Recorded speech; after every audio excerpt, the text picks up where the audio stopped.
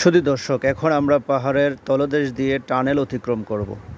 যারা বাইতুল্লাহ শরীফ জিয়ারত করতে আসেন এবং ঐতিহাসিক স্থানগুলা জিয়ারত করতে যান, অধিকাংশ সময় এই টানেলের ভিতর হয়ে বিভিন্ন স্থানে জিয়ারত করতে যেতে হয়। ড্রাইভার সাহেব 120 থেকে 30 গতিতে গাড়ি চালানোর পরও এই টানেলটা অতিক্রম করতে প্রায় 1 থেকে 1.5 মিনিট সময় লেগে যায়। আপনারা বাংলাদেশে বঙ্গবন্ধু টানেল দেখেছেন, কিন্তু সৌদি গভর্নমেন্ট এই পাহাড়ের তলদেশ দিয়ে এত সুন্দর টানেল নির্মাণ করেছেন। এই টানেলের ভিতর দিয়ে যেতে যাওয়ার সময় মনে হয় না এটা আমরা কোনো পাহাড়ের নিচ দিয়ে যাচ্ছি বা পাহাড়ের তলদেশ দিয়ে যাচ্ছি। দীর্ঘ পথকে সংক্ষিপ্ত করার জন্য, দীর্ঘ পথকে ছোট করার জন্য এই টানেল নির্মাণ করা হয়েছে পাহাড়ের তলদেশ দিয়ে।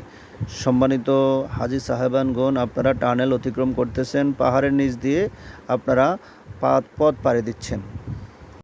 আমাদের উপরে এখন পাহাড়, আমরা পাহাড়ের নিচ দিয়ে যাচ্ছি।